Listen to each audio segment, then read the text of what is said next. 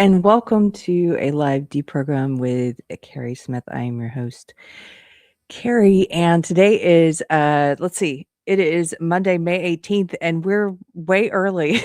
We're even earlier than the time that my guest is going to be here. So I'm not used to doing early streams. You know this. I try to go after. This is when everybody's streaming, so I try to go a little later in the day. But I have a special guest today. His name is Chris Gore. You may know him as the publisher of Film Threat.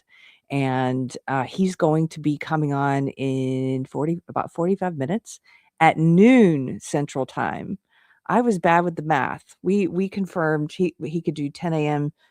Pacific, and so then I last night when I should have been in bed, but I was up making the art. I put 11 a.m. Central. Did the math wrong totally. I feel dumb. Again, I like to say lately I went to the Candace Owens School of Quality Lyric, so I apologize. Anyway, he's going to be here in 45 minutes. It's still great news. I'm very excited to talk to him. He is in Los Angeles, and I talked about Spencer Pratt on my last live video, my special Saturday one, because I got really excited about the LA mayoral campaign in Los Angeles. I used to live in LA. I lived there for 15 years. I'm excited about this guy's chances, and I wanted to talk to someone in Los Angeles about what is this real? Is the excitement real? And so he's going to be coming on to tell us what it's like from the perspective of an Angeleno.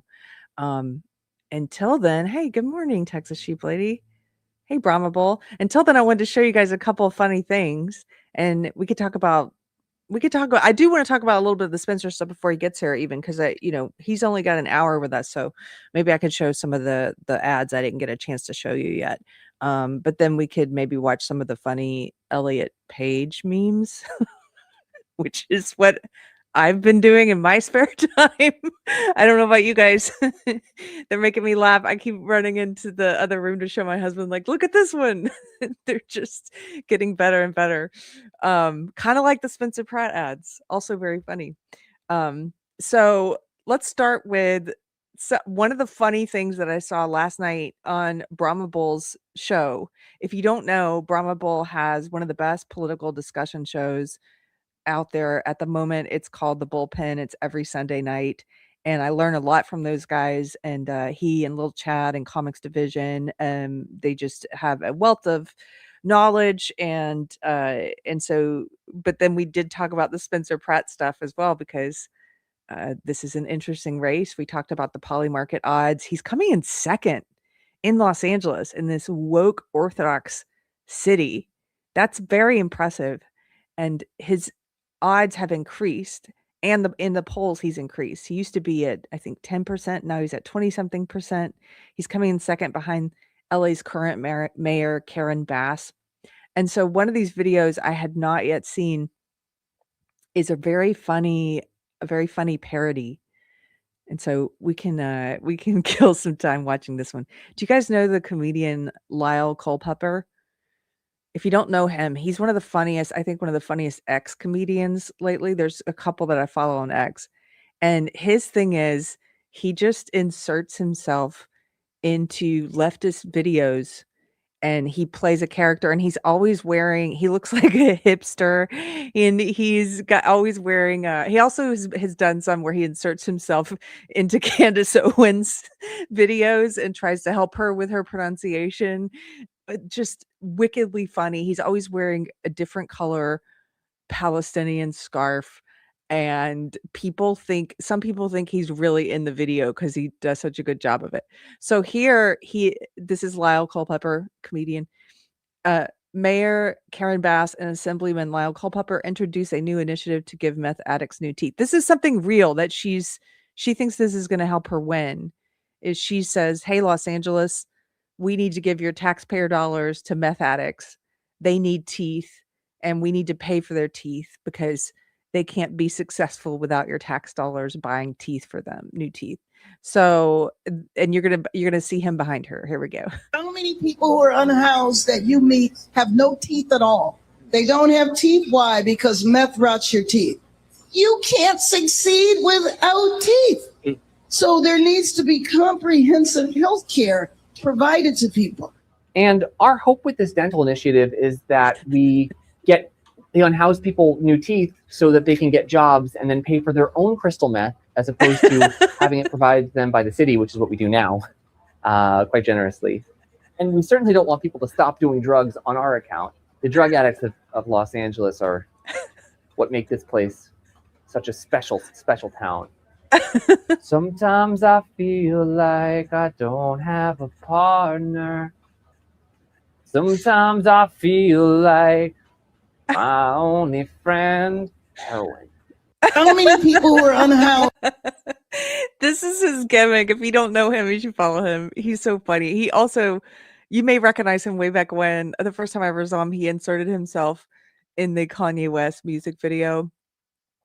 It was hilarious. And just thinking about it's going to make me laugh. So anyway, that's great.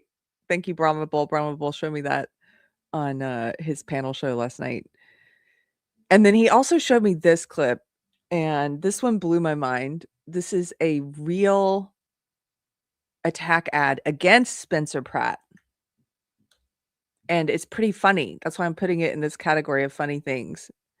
Because you would think, as they said on the show last night, you would think that this was an ad that somebody on his team paid for because it actually helps him. I think, listen to what they're saying. This is how they chose to attack Spencer Pratt, is by saying things that make you want to vote for him more. Republican Spencer Pratt is the last thing Los Angeles needs for mayor. Pratt. By the way, he's running as an independent. They just flat out lie. Republican. Okay, here we go. Republican Spencer Pratt is the last thing Los Angeles needs for mayor. Pratt opposes using taxpayer money to build brand new houses for our unhoused neighbors, saying it's time for the homeless to get help or get out. Pratt thinks LA needs thousands more police officers rather than more social workers. And Republican Spencer Pratt thinks public employee unions should have less power, not more. LA is on the right track and needs to stay the course. Vote no on Republican Spencer Pratt. Who made this? These are three amazing things. Maybe they're also incorrectly calling him a Republican because they know that would also make us vote for him more. I don't know. So they say Republican Spencer Pratt, the last thing Los Angeles needs for mayor. And then they say, like, here are some bad things about him. And they say Republican Spencer Pratt opposes using taxpayer money to build brand new houses for our unhoused neighbors. Are we being trolled? Yeah, this makes you want to vote for more. Why would we use taxpayer money to build brand new homes why would this be going to unhoused? Also, using the woke language there is really cringe. Just saying that, it's like, let me please vote for him for unhoused neighbors. Why should we be building? Why should our tax dollars and the fruits of our labor go to build a home for someone else? I don't get it. If you choose to do that, wonderful. The Bible encourages that. That's charity. If you choose to give money to charity in any form of charity, that's great. Taxes being taken from you with the threat of force, that's what the government is. It's the threat of force. It's backed up by men with guns. Tax dollars, the fruit of your labor is being taken from you by the government to pay for things for other people, including building houses for them.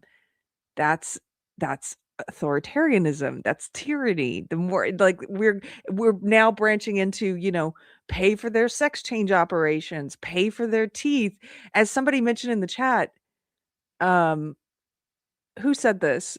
Somebody in the chat was talking about dental. Yeah, Wicked Sight says, I pay for a lot of dental insurance and most stuff isn't covered. So, and anybody who pays for dental insurance knows this.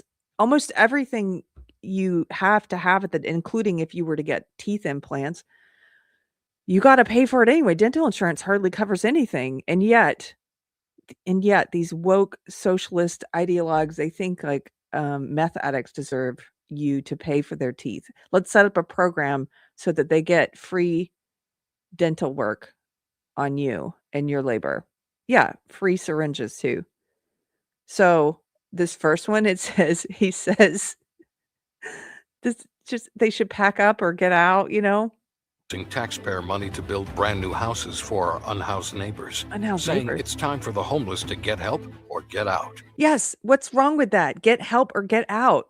Quit coddling people. That's not love, actually. That's not love to give drug addicts needles to say continue using. None of this is working, actually. This is why people from several cities in California have come to visit Austin, Texas, and visit Community First. Community First is a community for people who are trying to get help, to get out of homelessness. And it's Christian run. It's not run by the government. It's not run by taxpayer dollars. It's charity run. It's a Christian organization. People give. They choose to give charity to this, to give their dollars to this. It's not taxed. And it's a community of, I don't know, last time I looked at it, I think it was like 200 homes. It's been a while. It might be bigger now. And they're all tiny homes and mobile homes, but nice, and it looks nice, and they have events there, and you have to have some kind of a job to live there, and you pay a meager rent, and they're helping people get back on their feet. And their whole method is, I've taken a tour of it, they want to integrate people back into the community. That's why it's called Community First, because the goal, get this, the goal is to end homelessness. Wow, imagine that, what a goal. Instead of keeping people there, keeping people homeless, doing handouts will never fix. Like, it's, Community First understands. I think it works. And I think that's why you have people visiting from all these other cities, including San Francisco. Some of the politicians have come to visit there and see, what are they doing right? Well, first of all, it's not a government run thing. It's a Christian charity. That's who runs it. But secondly, they realize the value of personal responsibility and how, self-improvement comes from like feeling good about yourself. Like you did something, like you're working on yourself. You're not just being handed stuff. That's why people who live there have to pay a small amount in rent, or they have to have some kind of job. There are lots of jobs in the community there. They have to be, putting something in. That's how you build self-esteem. Of course. That's how you build dignity. So, yeah, teach them to fish. Don't just hand them a fish. Exactly. So, yeah, this ad is like spot on. And then Spencer Pratt is taking a hard line on the city's homelessness, laying out the get help or get out approach, which is great. Pratt thinks LA needs thousands more police officers rather than more social workers. Imagine that. You've got a city that's plagued by crime, and they say it's a bad thing to want more police officers instead of more social workers. What's a social worker going to do? Showing up at the scene of a violent crime. What's a social worker going to do? Showing up when someone's got a gun to someone else's head or a knife or is beating them up. Like, what is the social worker going to do? Yes, imagine, you need the right tool, the right person for the job.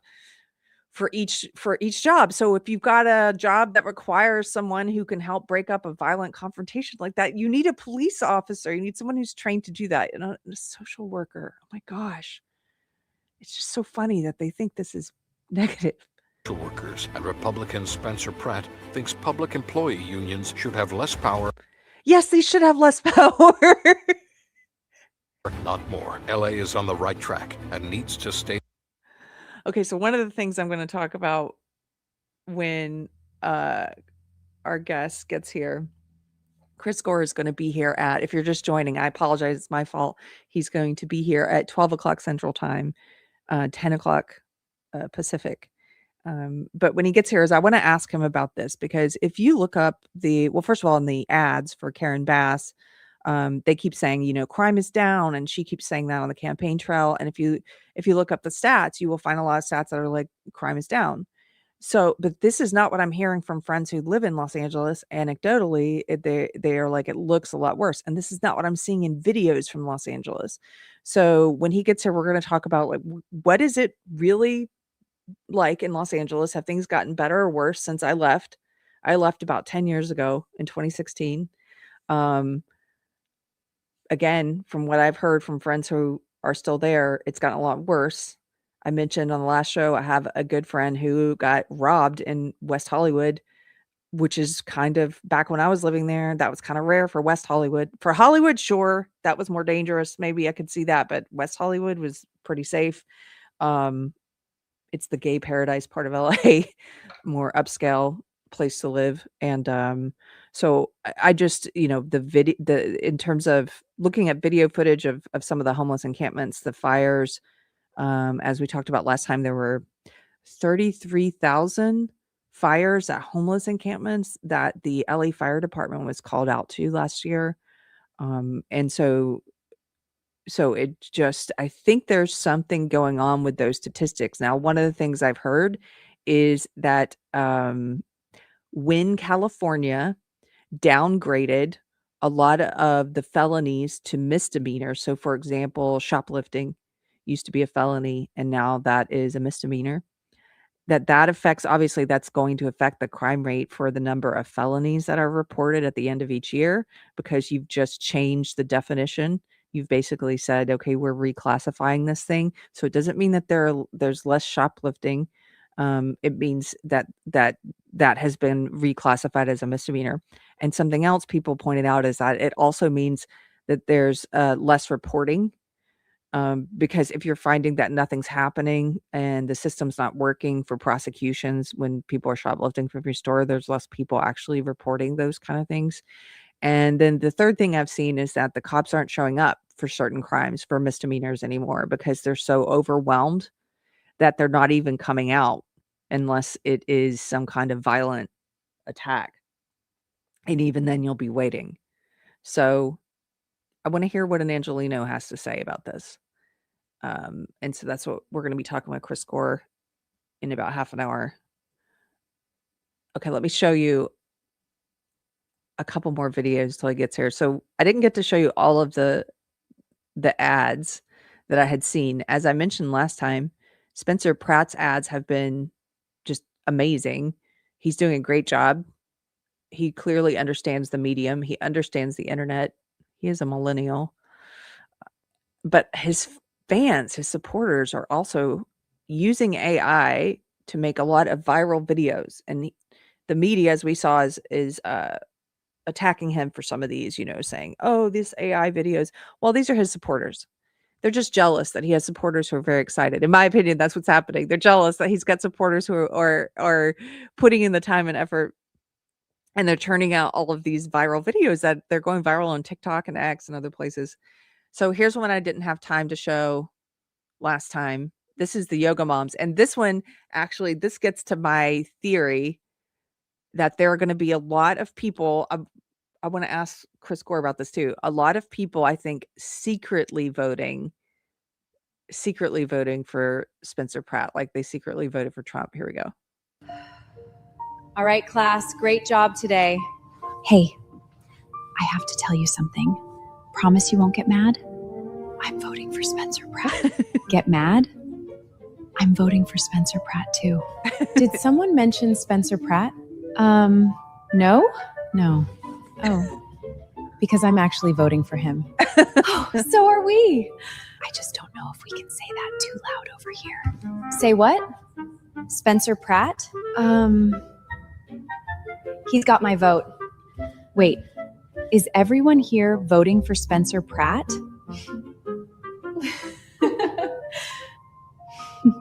And then it just says you are not alone. I mean, these are all clearly AI. Look at all the women in the class, like this woman. I think she's here twice. Do you know how AI does that sometimes, where it puts the same person in the room twice? But that's what a lot of yoga studios look like. So it's actually very realistic. A lot of them look the same. I'm kidding. I'm making a joke. So that was another good one. That wasn't like the top tier, like the Batman one, but I thought it was pretty creative because it's specifically picking up on a lot of moms are going to be voting for him because they're concerned about safety. So let me share. We were talking about the fires that were created at homeless encampments, and This is a post from Spencer Pratt about the fire department in Los Angeles and how they are hemorrhaging people.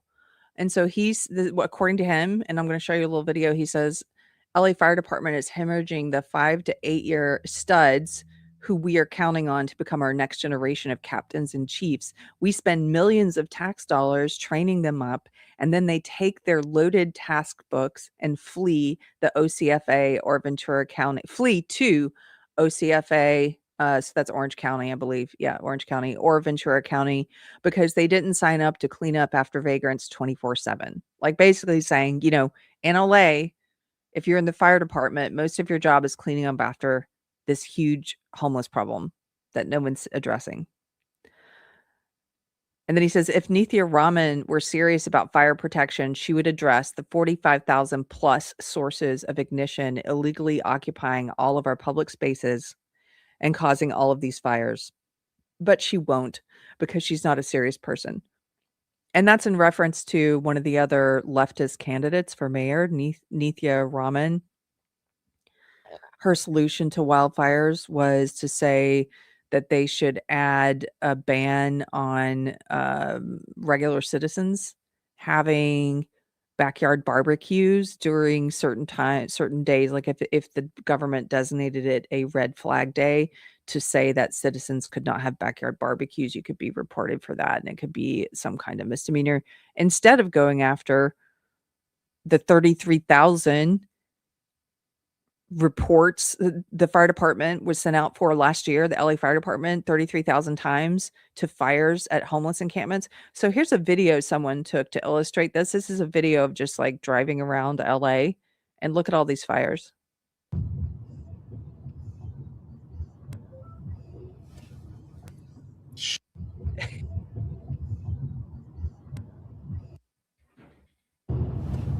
Just on the side of the road, it's like something out of Escape from LA. Do you guys remember that movie with Kurt Russell? It's really starting to look just completely dystopian. And I guess it's been looking that way for a while now. Okay, here's another one.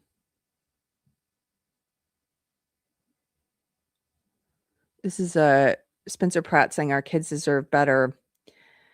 And it's a picture of, you can see there's a huge encampment there on the left, on the other side of those cars. You can see tents, shopping carts, and, where they set up one of these little kind of cities on the sidewalks. We were having this problem in Austin when the leftists decided they were going to let homeless people set up encampments and tents wherever they wanted, even in front of businesses. And if you're new to Austin, you may not be aware that it used to be on, your trendy South Congress used to be homeless people all in front of it, even when it was nice South Congress, because for a brief period of time, I think it was a couple years, they had voted this in, and the cops couldn't do anything about it because the politicians had removed their ability to do anything about it. And then there were these tent cities, just like in LA, springing up under all the overpasses in Austin. So you couldn't even park, like in the parking lots under the overpasses. You couldn't even leave your car there because it was just homeless encampments everywhere. It was disgusting. It smelled horrible. You could smell it coming down the road. And then there was a cop I knew who said, don't go into Lady Bird Lake. By the way, this is probably still true. If you're in Austin, don't go into Lady Bird Lake, because they've tested the fecal matter and stuff in that lake, and all of the urine and the fecal matter coming down into the lake from the homeless encampments up above it is out of control. I could not go back there after that. I used to go paddleboarding there, and I'm like, oh, after hearing that, I was like, oh, so gross. We did repeal in Austin. We got rid of the homeless encampment policy that allowed them to camp out everywhere, because I think it did start to encroach on some of the not in my backyard people, because they started to have to encounter it all the time going down trendy Congress. They would see it, and so they eventually went back on it, which was great. And then the encampments started to come down. And so if you're new to Austin, you may not even know we went through that period that looked like this, where there's an encampment there. And so this post says this homeless encampment is only 0.2 miles away from my son's school in the valley. In the valley? It's this bad in the valley? Okay. I already reported it through the 311 app and also called, only to be told that they have 90 days to process the request. This is unbelievable. Our children's safety should be a priority, and waiting months to address a situation this close to a school is simply not acceptable. Our kids deserve a safe environment. So this is why Spencer Pratt is doing well with moms, because they want a safe place for their kids. There's actually a headline about that I'll pull up in a second. Brahma Bull says, the addicts are tying up dogs and testing their drugs on them to make sure they don't have lethal amounts of fentanyl mixed in. This is so sad and infuriating, actually. Like, straight to prison if you're putting drugs in poor puppies. I didn't know about that. I did know about the bathrooms. I did see a video in LA of well, first of all, the bathrooms a lot of them are trash, the ones at parks, because you've just got homeless people, relieving themselves all over the place inside of them. But also, this one father went into a bathroom in a public park in LA.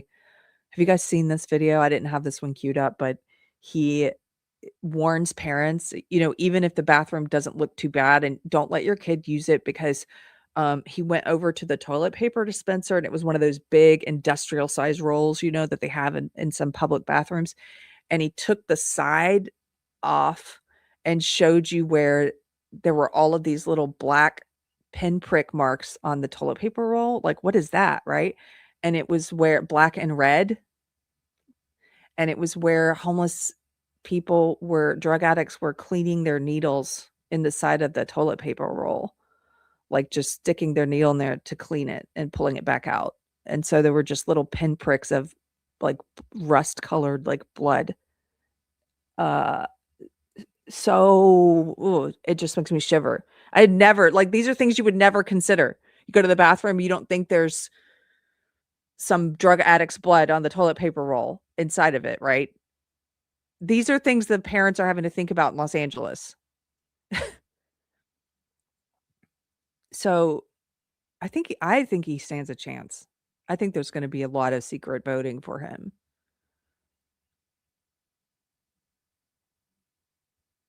Okay, let me show you this guy. This is Zach Peter. I'm not familiar with him. Maybe some of the younger people are. I guess he's some podcast host in LA. And he has said he's voting for Spencer Pratt. What is going on over there? This is a post of his, a video. He walks around LA getting videos of stuff, and he said it's getting worse every day. And then he says, yes, I'm voting for Spencer Pratt.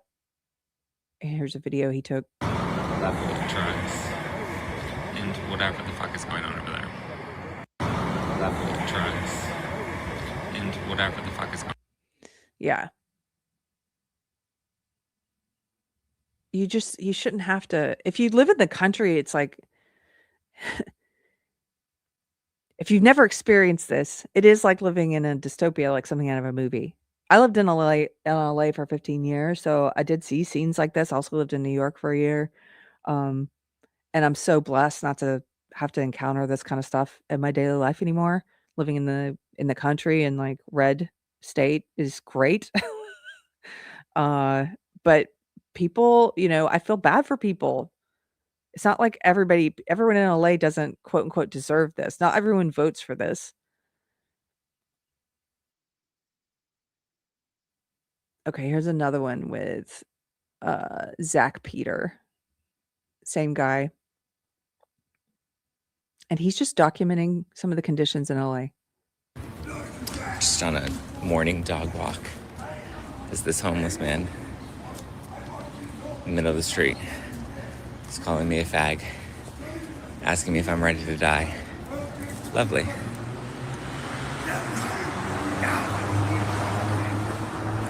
Lovely. So lovely, right, Sully? Not even afraid of dogs.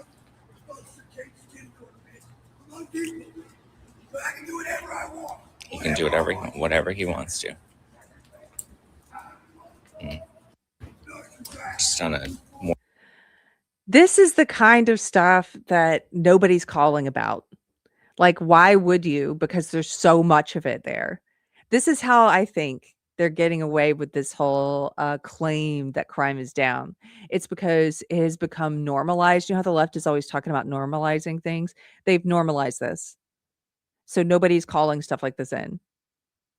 Nobody, why would you? It's everywhere, right? When you see a homeless encampment with vagrants, like that woman, that post that we looked at of the mom who called in the encampment 0.2 miles from her kid's school in the valley, that's probably a rare occurrence. I would bet that most parents have just given up. It's just become normalized. They don't call it in. They're not calling things in. Yeah, normalized chaos. TS says, where's the social worker? Let's get a social worker over there. Yeah.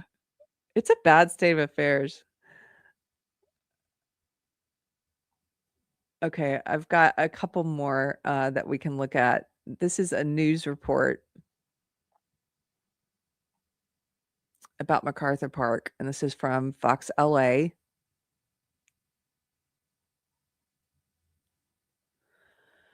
This is from Matt Seedorf. I don't know who he is. I guess he works for Fox LA. He says, new, a bus stop bench has been removed in MacArthur Park after complaints about homeless people sleeping there and using drugs nearby.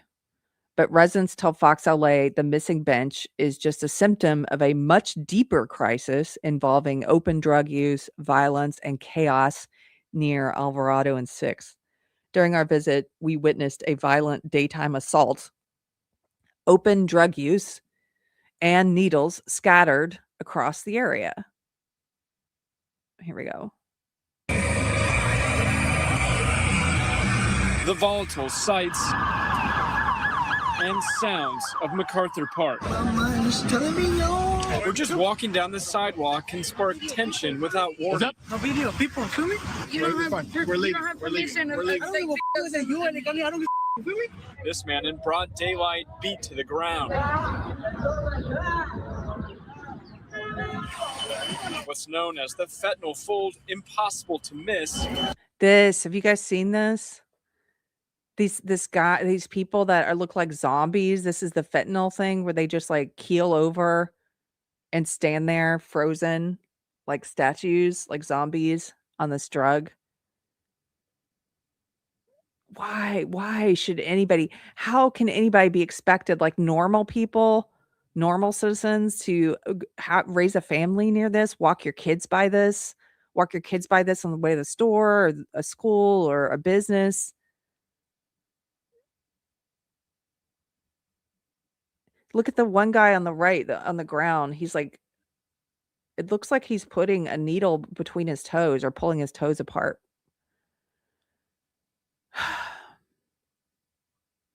TS says, I love walking around San Francisco and seeing these people everywhere. Oh. Fold impossible to miss with open drug use in plain sight. Wow. That guy's just smoking a crack pipe just right out in the open.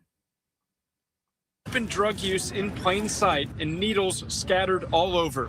They ain't never gonna fix the problem, baby. Violent, venom, victim. Look at the V vocabulary. It describes Alvarado and 6th. For William Howard Cromedy, staying safe means staying ready. You gotta talk back. You gotta talk back and rough too. He believes the drug epidemic has tightened its grip on the area. You see him nodding out, and I think that's gonna be a stain on the Olympics and the World Cup that's coming here, the drug problem.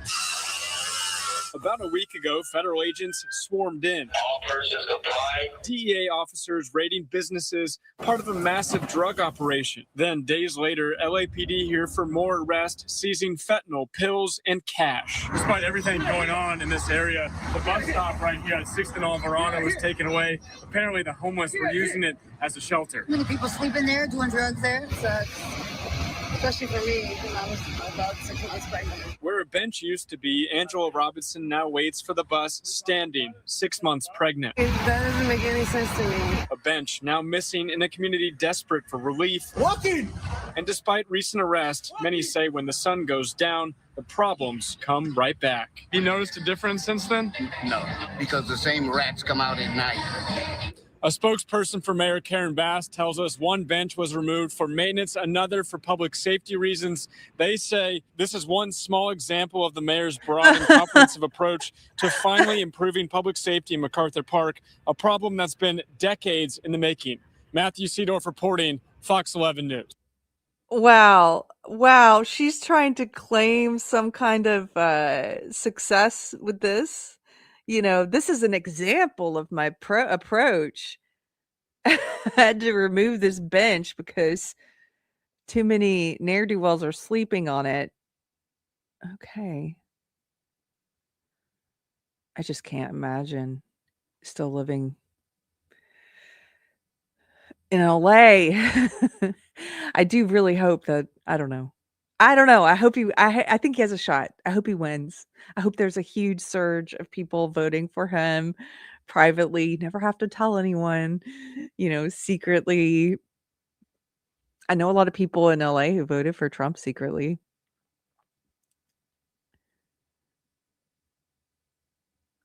Okay, here's another one.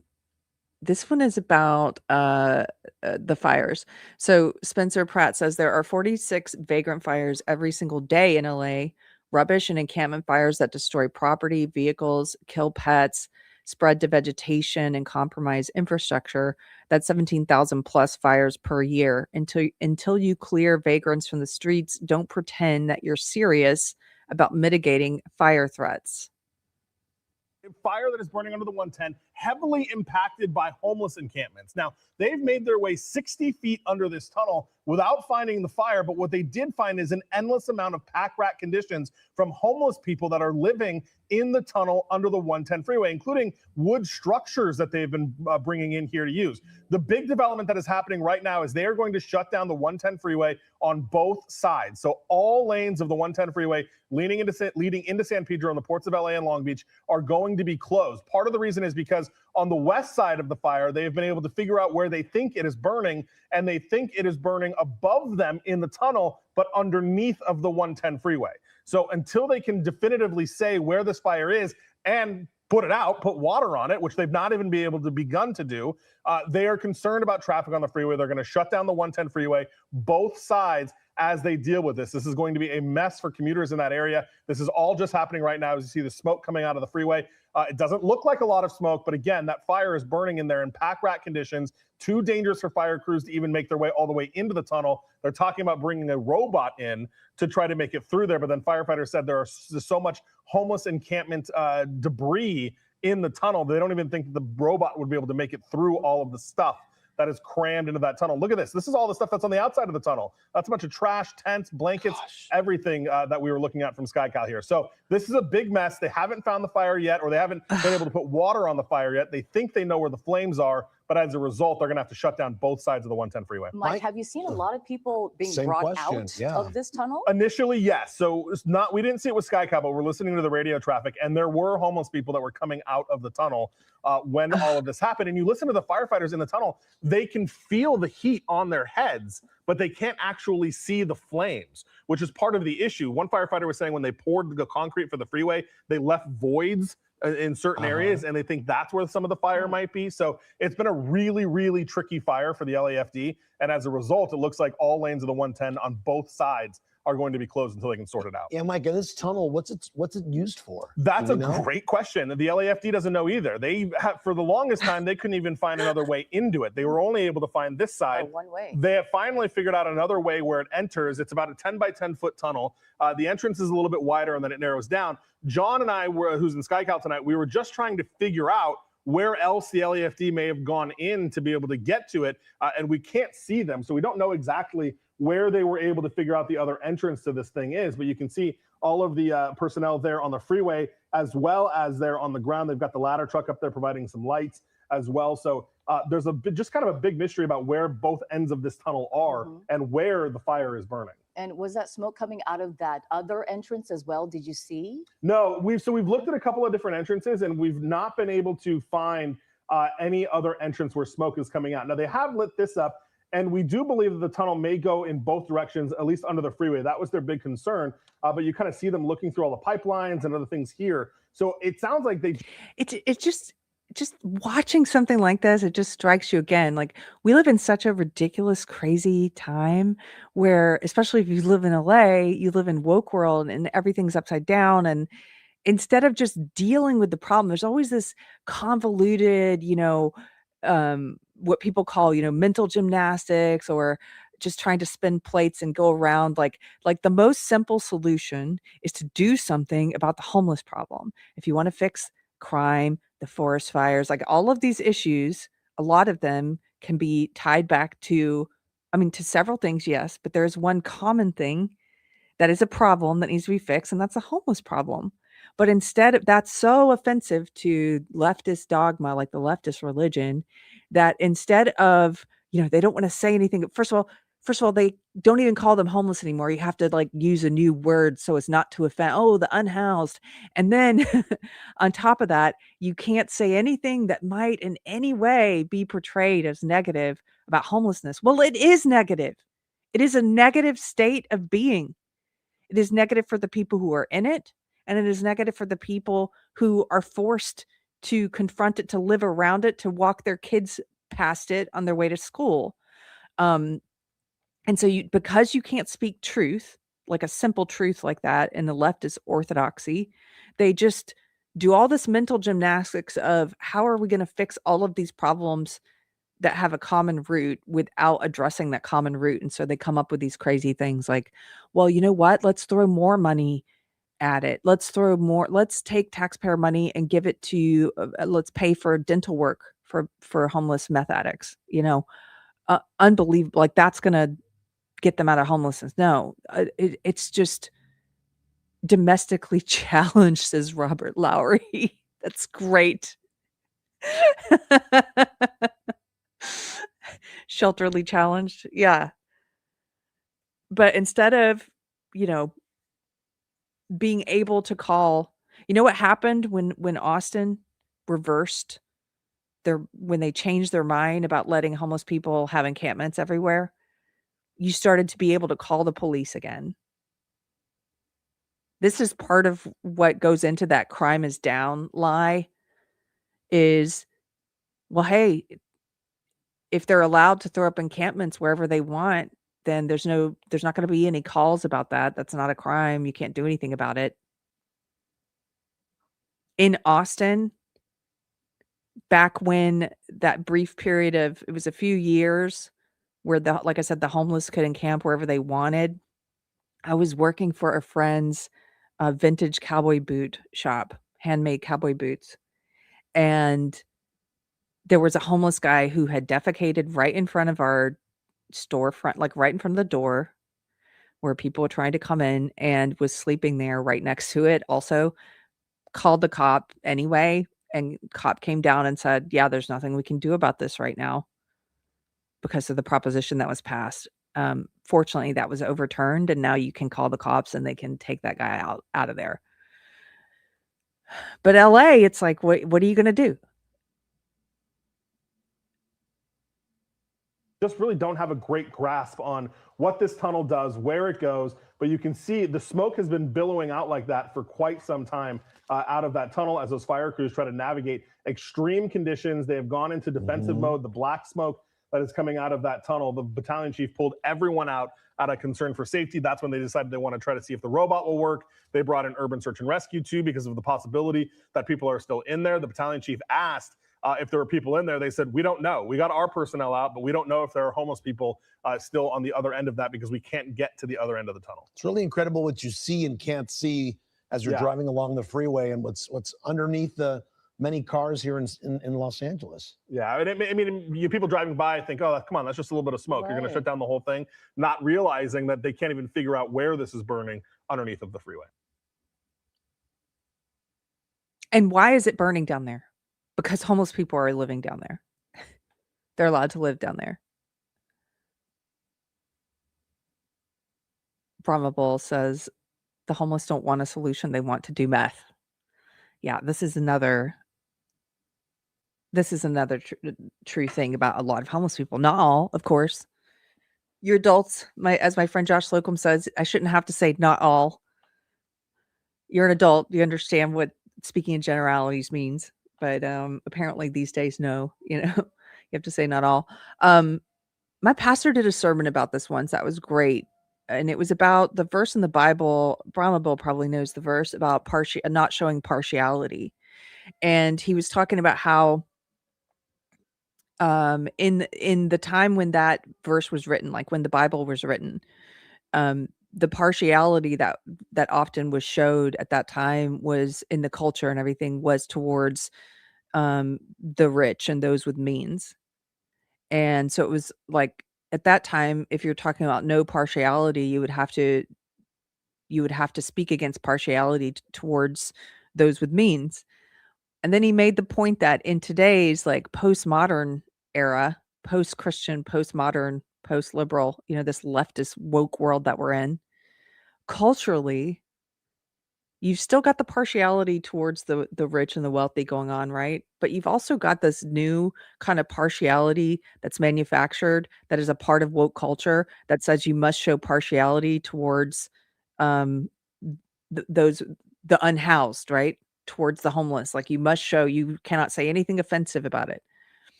Oh my goodness, you guys, our special guest is here. I'm very happy to welcome to Deprogrammed Mr. Chris Gore. Hey, Keri, what's up? Hey, I can hear you great. Oh, that's How great. are you doing? I'm doing well. Yeah. I'm sorry I messed up the time on my end, but it was fine because I got to show a lot of videos in preparation. Sweet. Sweet. Yeah. So thank you for being here. You guys may know Chris Gore from Film Threat, and he is. How long have you been in Angelenos, sir? Since 1989. Oh, so you might be able to answer a question that was posed to me last night. Yes. So I was on Brahma Bull's bullpen show last night. That's like a political panel show, and I lived in LA for 15 years, but I only got there in the year 2000. So they were asking me, how does this compare to? Well, first of all, did illegal immigration increase during Obama or not? Because we always hear he is the deporter in chief, and I wasn't able to answer that. And secondly, how does the level of crime in LA today compare to like the 80s, the 90s? Well, when I moved here in 89, I lived in Hollywood because I thought, well, you go to Los Angeles, you live in Hollywood. I was one block off Hollywood Boulevard, which was bad at the time. And over the course of years, I lived off Melrose Avenue, like around Melrose and La Brea. I lived on the west side. Melrose La Brea is nice. Yeah. Yeah. I lived on Los Feliz. I didn't notice it as much of a problem. I mean, really, LA has been my experience of it, having moved here in 89. It's very culturally diverse, which to me is like, I love the cultural contributions. You have margaritas. When I grew up in Detroit, I loved Mexican food, but my experience of that was Taco Bell and grocery store taco kits. I had real tacos when I came to LA, and it was amazing. So food, the culture, everything about the Korean barbecue, like, the Korean food is so good in LA. Yeah. Yes, I miss that. Just the authenticity. I want to go somewhere where no one speaks English. I want to go to a restaurant where if you speak English, I know it's going to be BS. So whatever. Anyways, I just love that. I never noticed the immigration issue then. It was not an issue. Right. I'm sure, they called Obama the deporter in chief. I mean, I describe my politics as I'm a 90s liberal trapped in the present. So yes, this is where I think a lot of people find themselves. And, so in the 90s, it was the greatest time.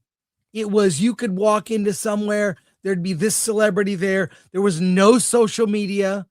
there was paparazzi, but we would go. I worked at Larry Flint Publications at the time, and I wrote comedy for Hustler, my first salary paycheck job on Wilshire Boulevard in Beverly Hills. And then I sold him my magazine Film Threat, which I was doing on the side anyways.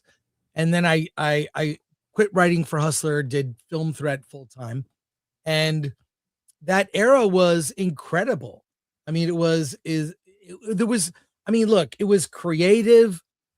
There was opportunity. Social media did not exist. People had a sense of humor and fun. At the time I had a 1972 Triumph Daytona 500. And we rode bikes around because I really couldn't afford a car, but I didn't care.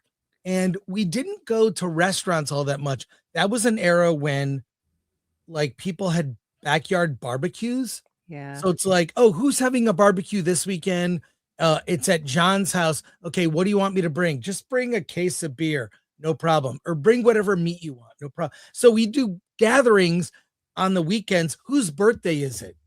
Like it was just like in small towns, you were doing backyard barbecues and get-togethers. Yeah.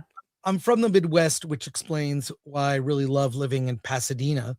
Now, it reminds me of where I grew up in Michigan. Yeah. And LA, I've seen it decline. Yeah. We talked about that, but I think it's very it's emblematic of every major city. So the homelessness, which the tent cities, the drug addicts, it's everyone's on drugs. They don't want to be off drugs. They want to, and there is not a single person I know in my friend circle who lives in LA or on the outskirts that has not had a horrible experience with a fentanyl zombie or being robbed and mugged.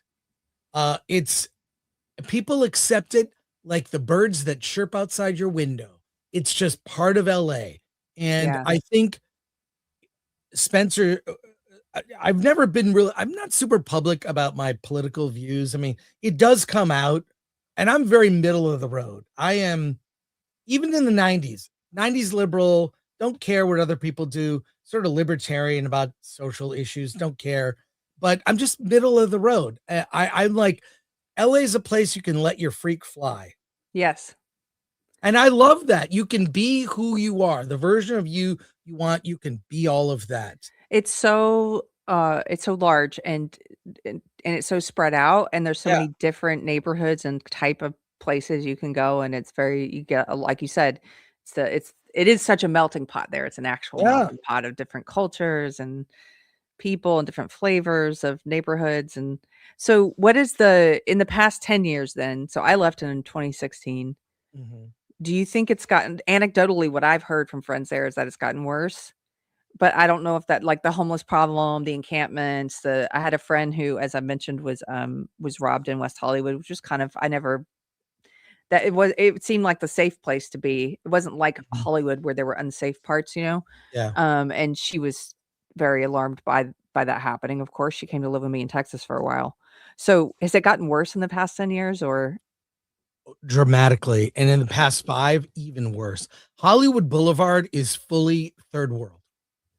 It's fully third world with like just outdoor kitchens everywhere. The restaurants and storefronts are closed. I recently went to see the play MJ, which is about Michael Jackson, at the Pantages Theater. I parked around Hollywood and Highland and walked from there to Vine, where the Pantages Theater is. The amount of just open drugs, people taking a shit right there on the Stars on the Walk of Fame, outdoor kitchens where people are doing meal prep in the back of a truck or on some random tables set out. It is a third world country in LA, and the restaurants are closing. Why? Because I could just pay this person $8 cash and get a meal, or $10. Yeah. And it's now you're going to get food poisoning at some point. You're playing Russian roulette with food poisoning there. And I feel sorry for the restaurants, and iconic restaurants. Some of the best restaurants have closed. Lucy's El Adobe on Melrose Avenue, great Mexican restaurant. Love the bar in the back. Knew the bartender there for years. That restaurant is across the street from Paramount on Melrose. You probably know that where that is. Oh yeah. And that restaurant, the cast of Star Trek would go to that bar and restaurant, hang out. There's photos of Gene Roddenberry, Shatner, Leonard Nimoy on the wall. They're politicians, every governor go there. They would go there. It was where the people were. Lucy's El Adobe closed. Obviously, all of this accelerated by the pandemic.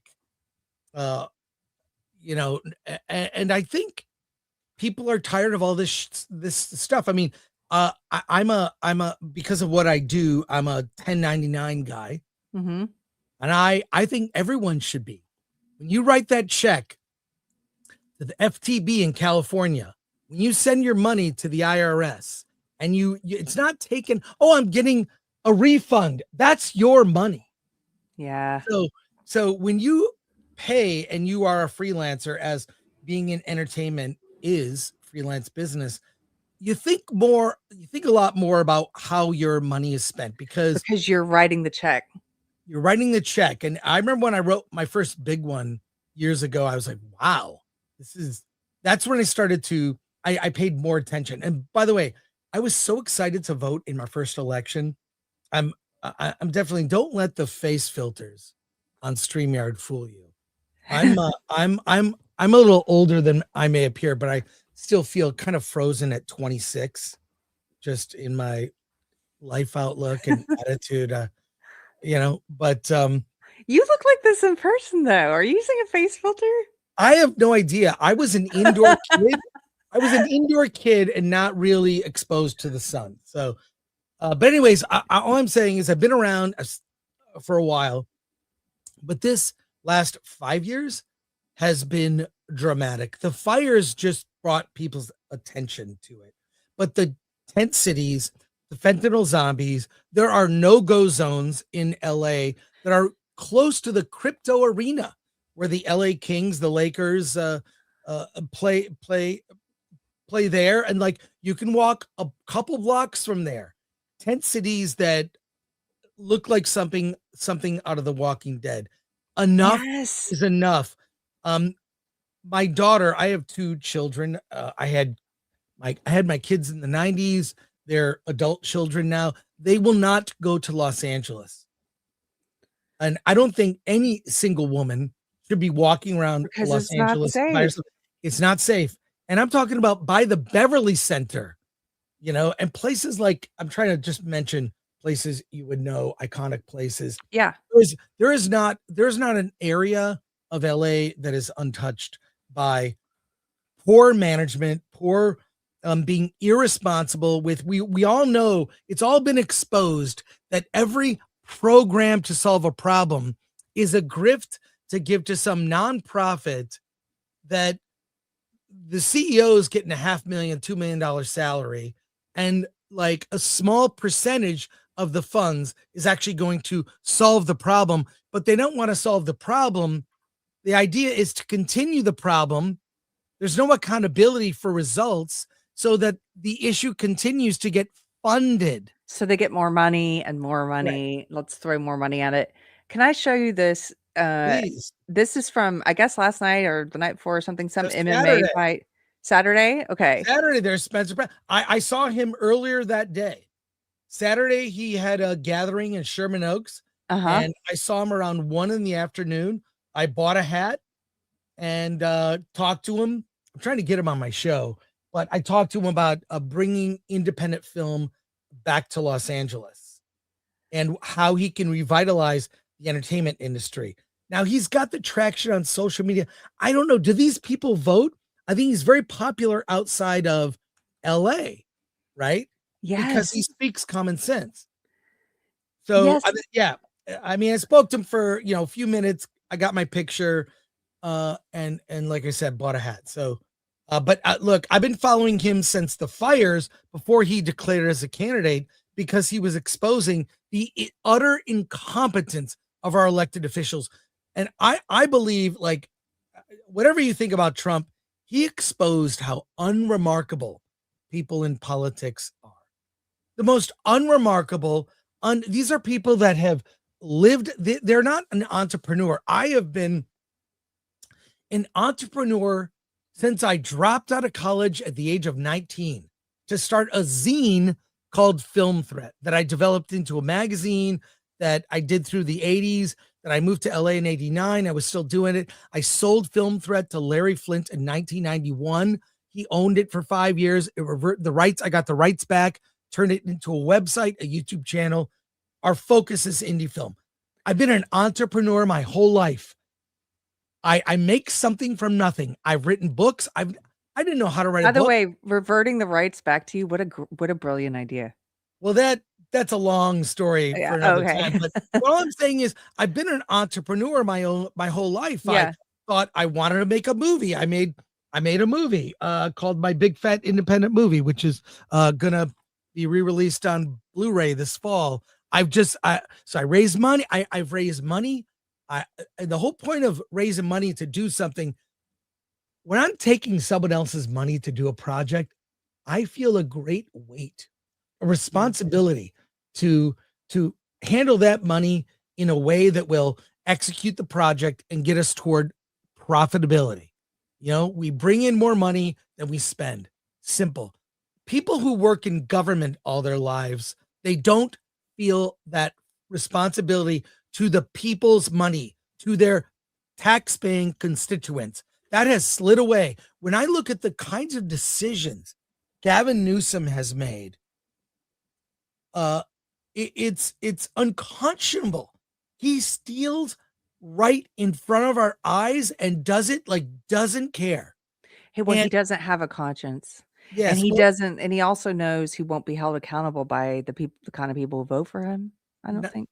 Not just the people, the fourth estate, the media. They are they're supposed to be an additional checks and balances. Our cowardly media in LA, that I'm talking about local print news, the trades, the television news like KTLA, NBC, CBS, name all the locals. They are responsible for getting us where we are because they never held politicians to task or their decisions and never questioned when things were happening right before our eyes. And I think enough is enough. That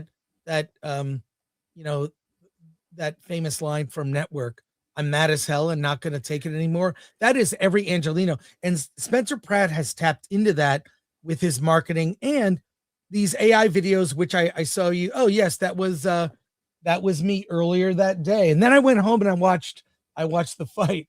That's my fiance there.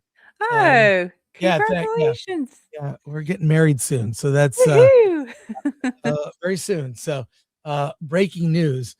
Personal news. I don't. So yeah, picked up, talked to a lot of people in line. Everyone is fed up. And by the way, I live in Pasadena, but the creep of the homeless, the drugs, it's not clamping down on drugs. And as much as I'm a, kind of libertarian about, weed, whatever, victimless crime, the smell is everywhere. The smell is urine and weed. And with all due respect, I don't smoke weed. I don't like it. I have friends who do. My uncle who passed away from AIDS in 2000, he was a Vietnam veteran, got AIDS and passed away, and he was smoking weed illegally at the time because the kinds of drugs they pumped him with. So I think medical marijuana, certainly, and marijuana legal, yes. But can we not smoke it everywhere? So children and tourists from out of town walking down Hollywood Boulevard, taking a picture of the Michael Jackson star on the Walk of Fame, they're not going to smell your weed or watch homeless or drug addicts take a shit or wielding. When you hear someone, when you got that homeless person walking, you're like, well, maybe I won't make eye contact. I'll walk a little more this way, because if they see you or they're talking to themselves or imaginary creatures, you just don't want to get involved. Yeah, I was showing some videos before you got here. There was one guy who streams just when he goes out on the streets on a normal day, he was walking his dog and there's some homeless guy just screaming at him. about how he can do whatever he wants and just challenging him. And it's just, it seems like it's everywhere you go. You mentioned the creep. It seems I lived in Pasadena for a while as well.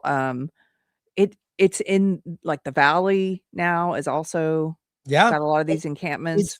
All this stuff has crept into the other cities. It's crept here, and it's all this suicidal empathy.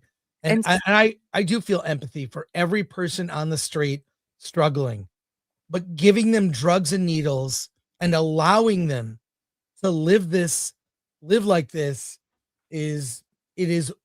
it's horrible. It's inhumane that we allow this. Lindsay says, I smoke weed and even I'm okay with banning public smoking. If you want to smoke it, you can do it at home like a responsible adult who doesn't have entitlement issues.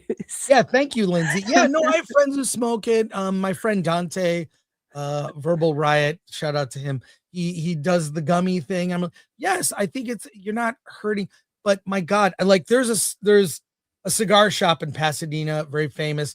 They're not smoking them on the street and they stink. Okay, cigars. Yeah. It's very heavy, but they have their cigar shop to smoke. Go in there. They go in there and take care of business. That's good. So yeah, I think the public smoking of marijuana is New Mexico's a bit like that now near Texas when you drive through New Mexico, because once they legalized that, it was like every empty storefront, instead of becoming a Halloween store, is now a weed store. Yeah. Yeah. Blatant localism. Thank you for the super chat. Says, what kills me is when my default leftist friends complain about all this stuff, not understanding that they voted for this. Well, here's the thing. There is the DSA. I'm sure you're aware of it. The Democratic Socialists of America. That party has taken over the Democratic Party. Mm-hmm. And that party had a lot of the people, I think almost all the people on LA City Council are from the DSA. They're all about, they appeal to your emotions of, isn't this a good program? And they're just stealing more money. Where is this? The diaper program. As soon as I saw that, I'm like, who is benefiting? What's the diaper program? Gavin Newsom announced this big program where he implied it was everyone. It's not. It's only people on public assistance will get 400 diapers upon leaving, having a baby. And 400 diapers to kick things off.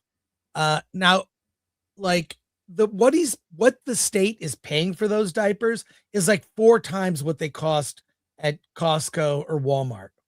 So, and guess who's getting the money? A nonprofit that his wife is on the board of. All this is a grift. Everything is a grift. It's gotten to the point now.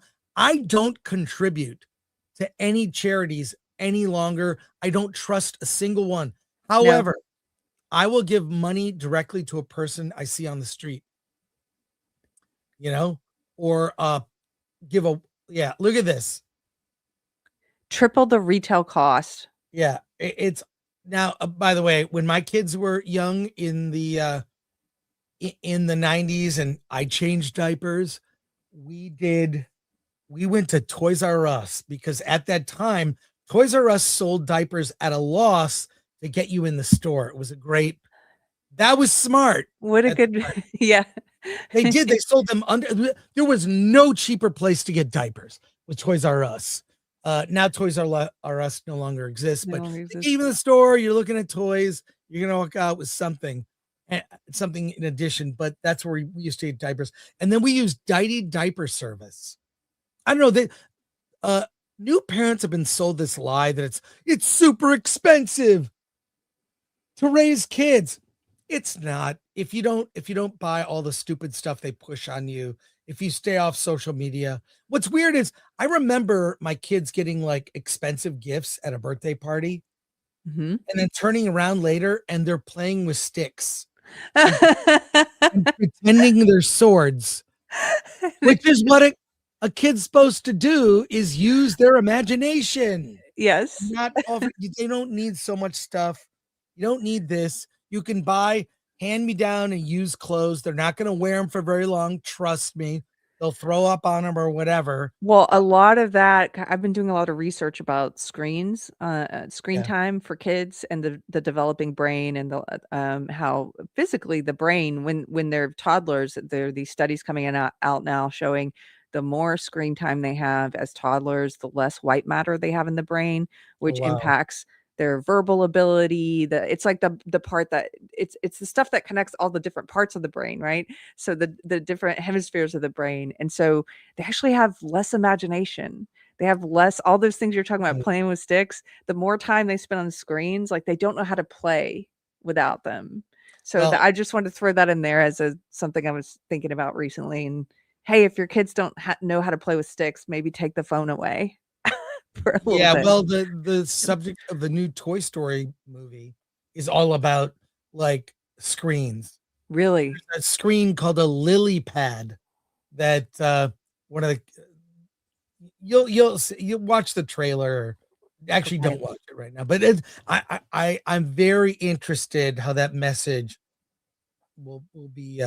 So it's critical delivered. screen time Yes, for children. it's Oh, that's a great to hear. critique of it. So, but I see that in LA all the time. It's young parents that couldn't be bothered to spend time with their kids, so they throw a screen, whether it's a phone or whatever. I see them in the grocery store, and it's they don't want to deal with their kids.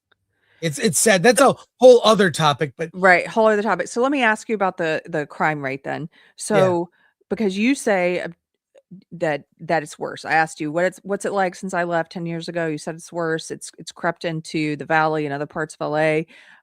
So why do you think, what's a good answer to, like, I have leftist friends who are like, oh, the crime rates are actually down, Keri. And I have some ideas about why that is, why it looks like the crime rates are down. And Karen Bass keeps talking about how the crime rates are down.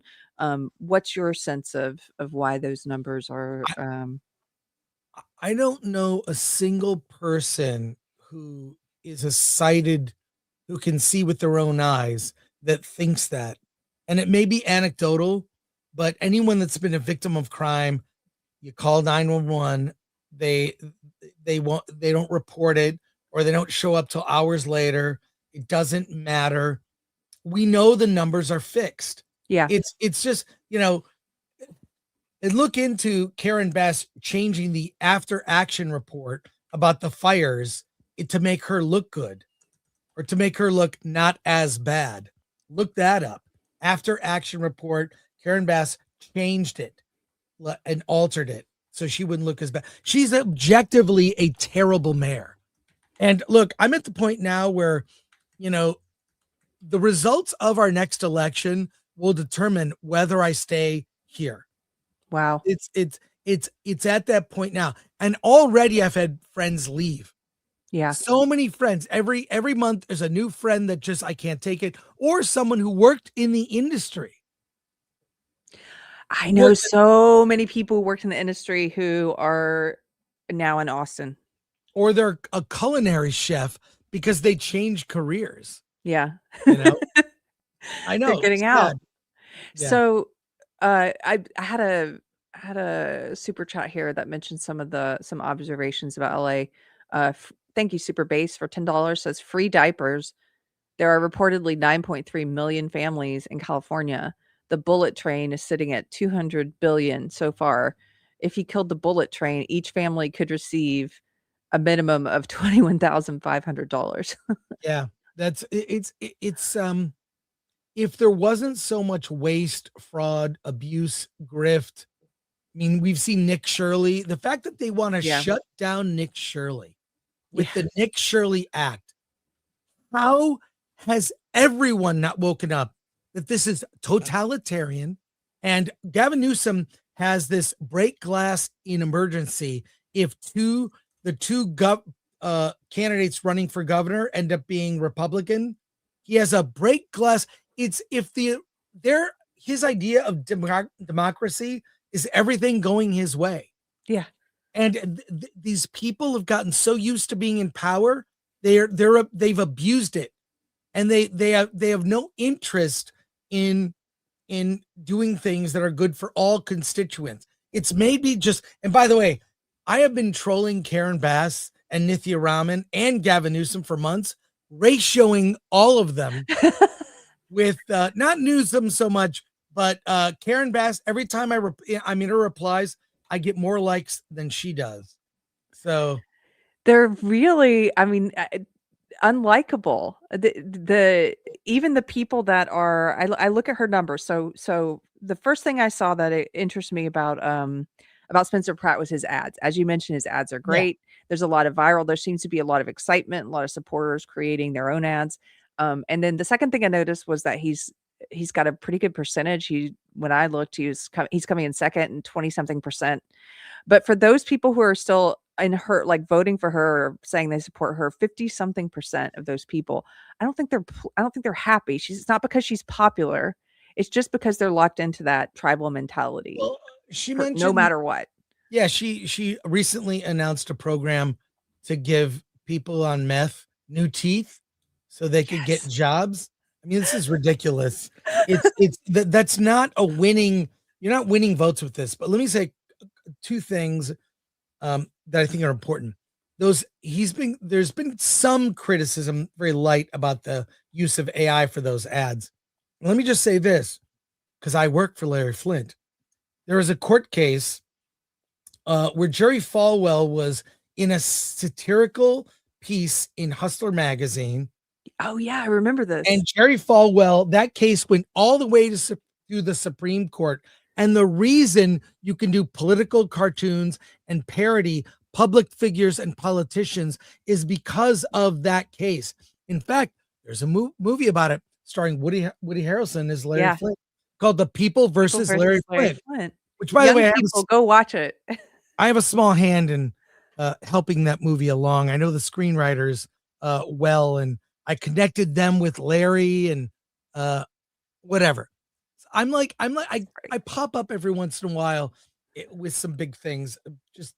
I love it. Helped along. Anyways, so I know a lot about that case, and this is a brilliant use of AI. The reason it's resonating is twofold. One, it's funny. They're very funny. And two, it's true. Everything in those ads is true. And I look at why do a lot of movies, why do woke movies don't resonate? They're not tapped into the zeitgeist. The zeitgeist. What is everyone all collectively feeling about the world? Yeah. And movies that become wildly successful tap into something in the zeitgeist that resonates with a lot of people. Yes. These ads are resonating. We are tired of the Hunger Games like capital city approach from our politicians. And that's why the one where Spencer Pratt is Batman and Karen Bass is the Joker and someone throws a tomato. I never understood why politicians back in the old West were tarred and feathered.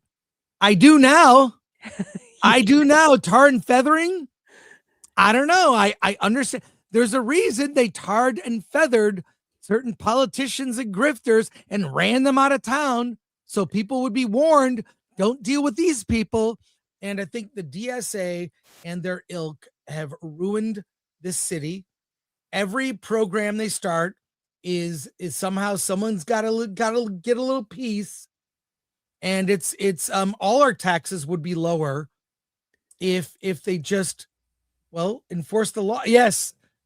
You gotta, this is good. This is my favorite one, frankly. The imagery, I showed this one last time, but yeah, as you're talking about, like the decadence, like the kind of images they used here, they drew upon Batman, but they also were drawing upon, they're eating cake. It's this whole idea of decadence. And because I think people are fed up. The problem is people in LA, as you're well aware, are very narcissistic and very self-involved.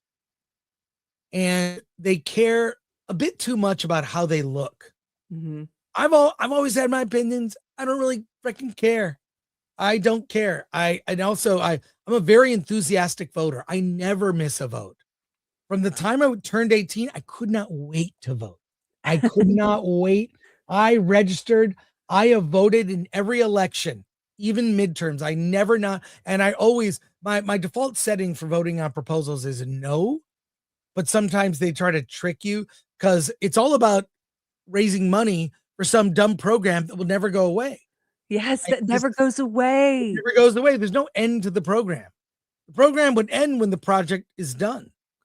That's why the project is never done. Never done. So, I mean, if Gavin Newsom runs for president, I will start a separate YouTube channel dedicated to making sure Americans know how dangerous he is and how bad his policies are. I always look at policy, not the person. Yeah. I mean, I'm not a big fan of Trump from the standpoint of he doesn't win hearts and minds.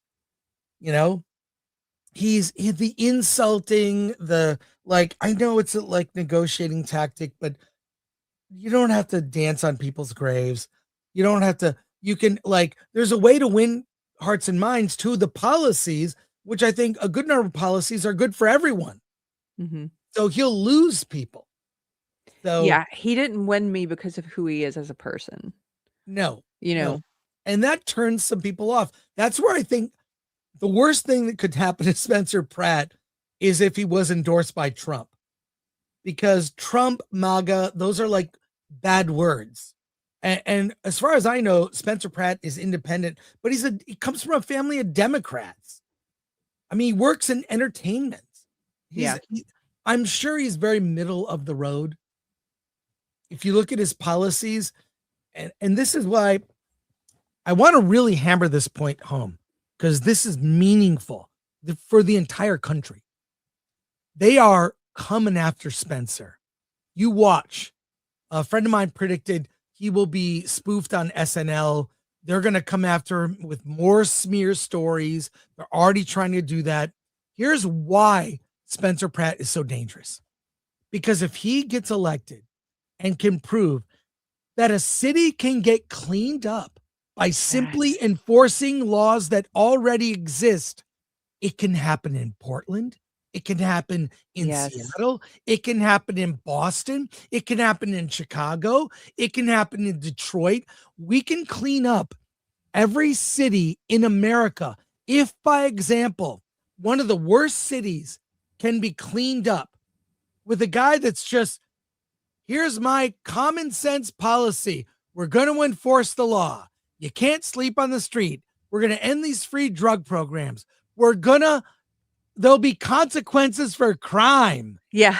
Consequences for crime. We're going to arrest criminals. More tax dollars for teeth and tents and needles.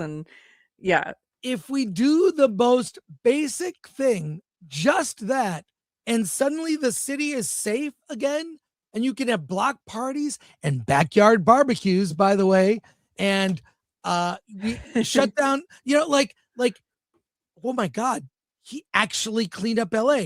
It could happen in all these other cities. I believe you save LA, you save America. But that's why hope. Yes. He should actually, I think somebody should do, maybe they already have, they should do some of the Obama type posters, just totally take that and riff on it and do hope with Spencer. Because he's maybe no. I think Trump, someone suggested Trump should endorse Nithya Raman to troll him. I'm going to endorse Nithya Raman. And everyone will know it's a troll, but her supporters why did Trump endorse you? It's racist. That doesn't work anymore. That doesn't work anymore. He's a Trump Republican MAGA. I can't wait when we're post-Trump and that's not going to work, and they'll still try to use it. I believe Spencer Pratt represents a post-Trump candidate of common sense, not right, not left, perfectly balanced. Brahma Bull from the bullpen says Pratt is a classic liberal. He's of the left, but close to the center. That's as far right as California could possibly go right now. Yeah, I mean, that's where I've been my whole life.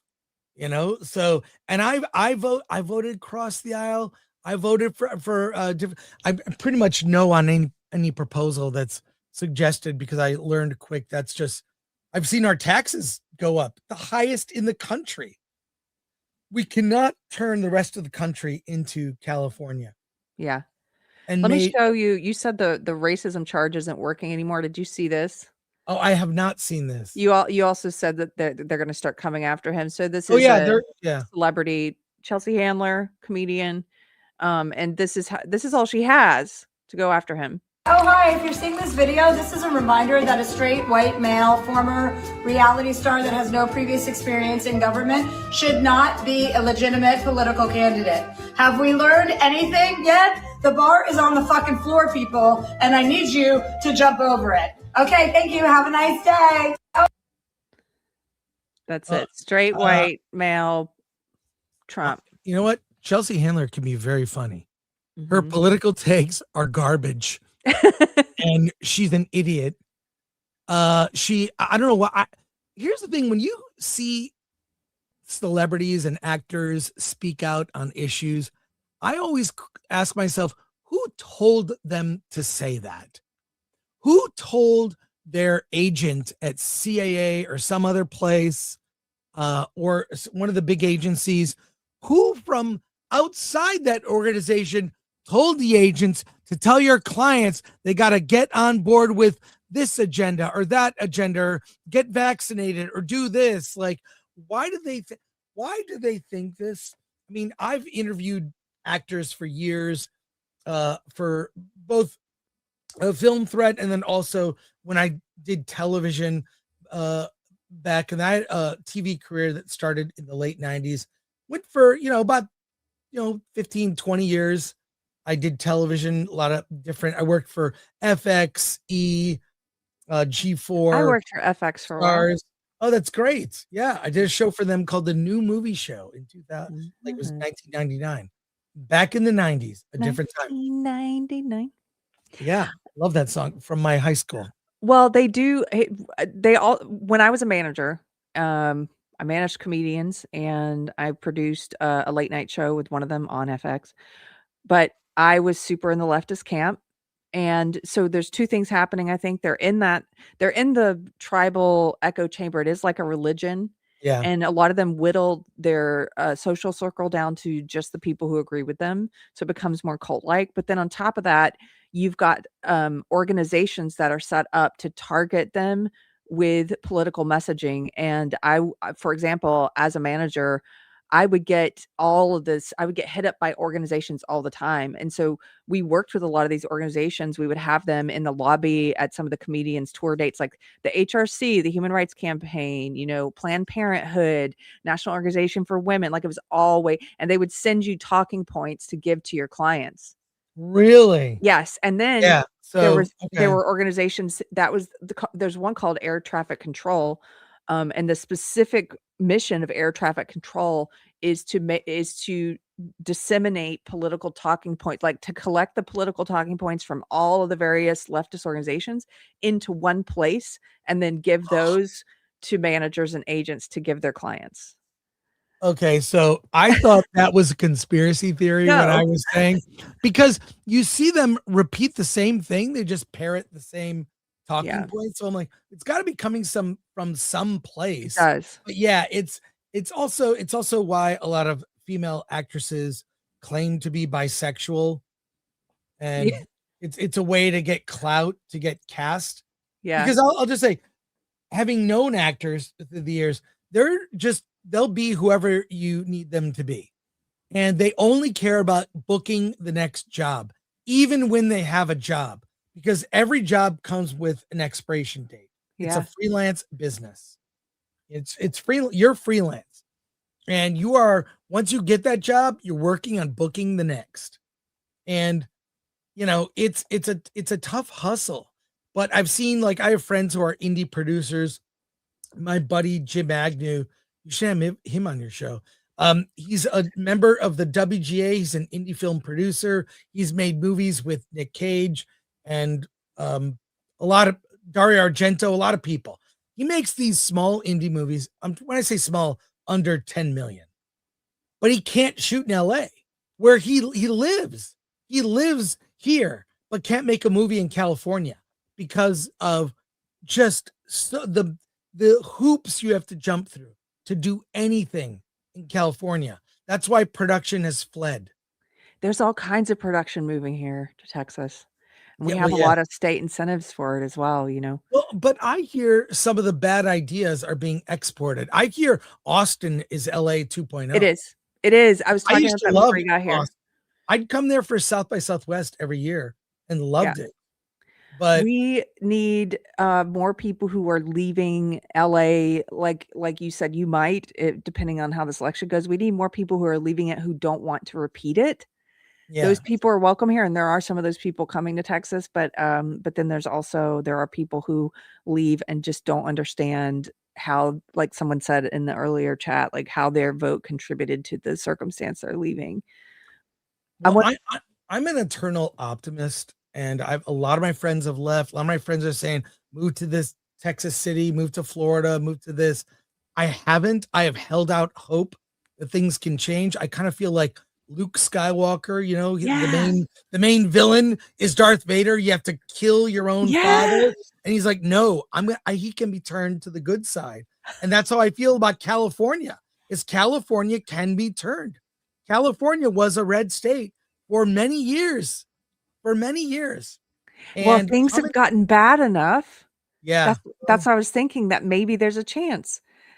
So let me just read a couple of these, because there's a new ad that just dropped that Michelle mentions in the chat that I want to play for you. Let's watch it. Yeah. John Thomas for $5. Thank you. John Thomas says, nothing more permanent than a temporary government program. Ronald Reagan. That's true. They never sunset. I think any government program that's begun has to have, benchmarks for success and a sunset date. Yes. Any project that I do, I write a book, I make a movie, I start a YouTube show. There are goals. And just because I've been entrepreneurial my whole life, I had newspaper routes when I was 9. I learned about making money and grit and hard work. And I don't know that that's a value that most people have, especially when I see the what's happened to college kids and how they've been poisoned with bad ideas that don't really work in the real world, but they've been poisoned with those ideas. It's ripped families apart. It's destroyed their potential in terms of any career they might have had. And I don't know, I think entrepreneurism that's where, I can't believe someone like Elon Musk has been vilified.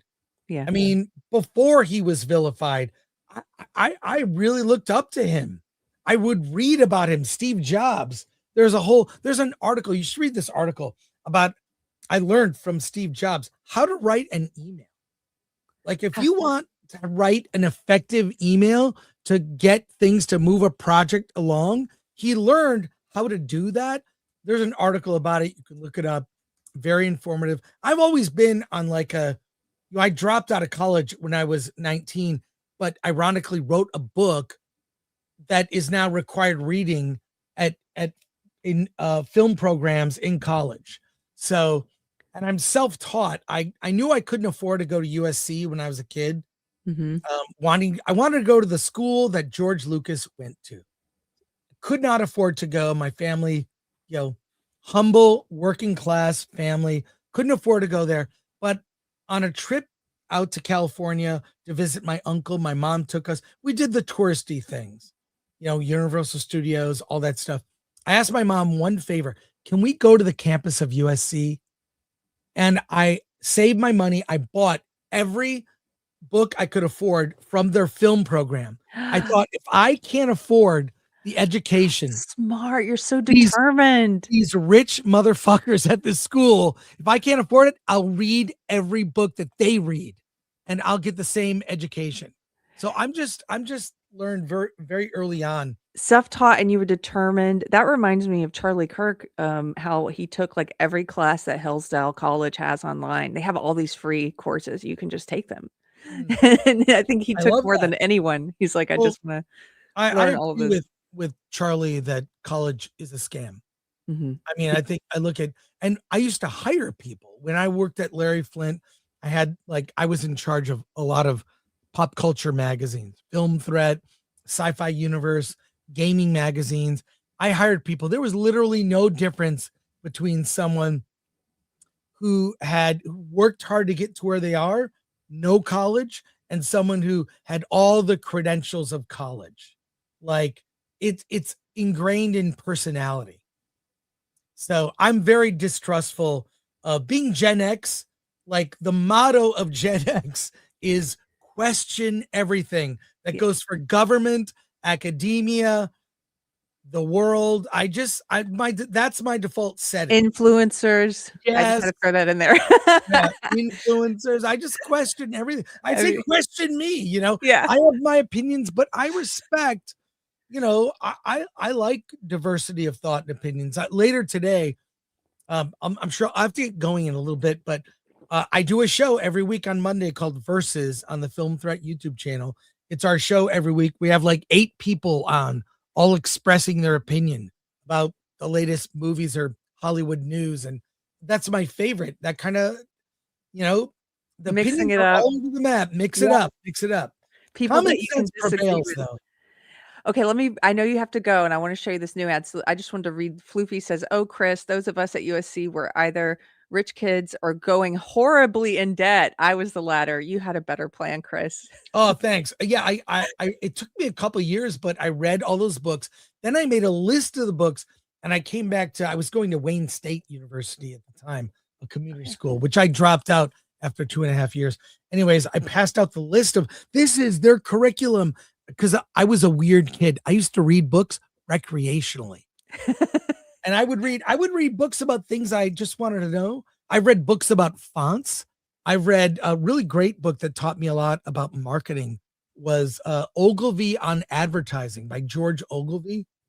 Oh, Confessions of an Ad Man. I just wanted to learn about anything you want to learn about. Yes. If I want to learn about something, I read a book. Now because I'm in front of screens all day, I have a hard time, with a book. So I do a lot of audiobooks. I'm very well listened. That's what I like to say. So I listen to a lot of books. Super Base for $5 says, "Sadly, my grandpa voted for Gavin the last election. He never would have done that when he was alive." Oh my God. Yeah. My fear is this. Spencer, you got to be, I'll use this from Trump, too big to rig. Spencer could be very close to winning. Too big to rig. But we know they cheat. They call it, absolutely. They call it, you know what they call it? Fortifying the election. Yes, they called it that with no shame in the mainstream media. That's what they did. This is where the media in Los Angeles has failed us, and I ratio them to. I just call I'm had enough, and I'm just calling out the local media, the politicians, Karen Bass, all these people, and again, why I think Pratt is so dangerous, because he will prove it can be fixed, and he can be fixed easily. I don't know if you saw this news yet. This was new as of this morning. There's a federal investigation into a woman who's been going down to Skid Row and registering homeless people to vote using her address. Did you see that? Yeah. But the thing is that maybe 20 years ago, people would be outraged. We are so inundated with information. We hardly have time to react until the next thing comes. We've looked at, you would think after a lot of promises made, someone would get arrested. Yeah. For doing something bad. Yeah. It doesn't happen. I feel we live in a lawless, we do. And then you get, everything's lawless. I was shocked when Biden did the whole I'm going to pre-pardon people for things they haven't been charged with yet, just in case they get charged with things like Fauci. He's like, I'm pre-pardoning him. And I'm like, this is just something out of a movie. Are we going to let this happen? Yeah. Yeah. Okay. Pre-pardon. There's a special place in hell for Fauci. Yeah. There is a special place. I mean, I know we've met in IRL in real life, and I've watched you for years. I saw your transformation. And so I know a lot about you. I don't know if you know, I had a stroke in 2024. Yes. I 100% believe is because I got vaccinated. Wow. And I wanted to like, hey, things will get back to normal if I do my duty. I got the vaccine. I got the booster. I was more sick than I've ever been in my life getting that second shot. And I felt I didn't need to, the myocarditis, I could feel my chest. You could hurt. tell. Yeah. My doctor died over the so-called pandemic. He was older. He was very much just do this. His solution to every problem wasn't to get me on a new pill, you know? Yeah. Anyways, I 100% believe that stroke came Did you from, get one of the mRNA ones or the Johnson? I got the Pfizer. The Pfizer. Yeah. So, Yeah. yeah, they keep pushing for me to get a flu shot. No, I'm good. And so I used to like all the things, my mistrust, my Gen X mistrust. I trusted my doctors and trusted the health establishment. Wow, I think I might have been wrong. Yeah. So now I question all of that. All of it, even, well, that's, any kind of a confidence man, like a con artist, like a scam, right? It involves your confidence. I was thinking about this recently because I know too many people have been scammed online, but it's the same thing with the, doctors. That's why they would sometimes online scammers will try to hack the accounts of people. Like my pastor's account got hacked because then they're impersonating my pastor and trying to scam money or things like that. Or they might hack the Facebook account of a doctor or something like that. But yeah, so we put a lot of faith and trust in certain establishments, and the medical field is one of those places. And I think all of that was destroyed during COVID. And now there's a new study that just came out. I think it's about Yale, and they're going to be suing because they've been using race-based admissions for the medical school, and that has things like this. It's a deterioration. Like it's going to have an impact. It's a life or death consequence when you're not choosing doctors based on merit. Okay, I have to show you this ad because I know you might have to go. Please. I've got 2 more super chats. One of them is Force a Light, who just told us, hello, Michelle, I love you. She says, pull up Pratt's new ad just posted. Well, let's do it, please. I want to see it. So that's awesome. This one's brand new, guys. Here we go. Now this is a story all about how my life got flipped, turned upside down, and I had to take a minute to run for mayor. I'll tell you how I became the prince of a town called Bel Air.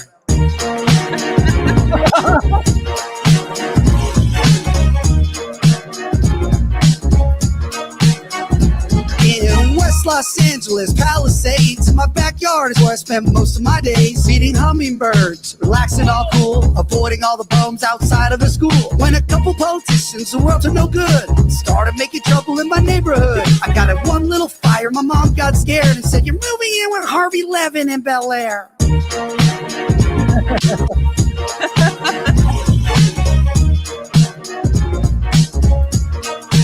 I pulled out from my lot about 7 or 8, and I yelled to the rubble, "Yo ho, smell you later." I moved to my kingdom, I was finally there to sit on my throne as a prince of Bel Air.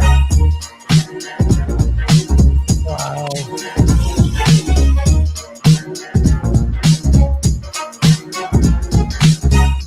Have you seen, speaking of Harvey Levin, maybe I can share this with you. Harvey Levin was recently, oh my God, you have to see this. He talks about how bad LA has gotten. You gotta see this. Okay. I don't know if I can share, or maybe you should share.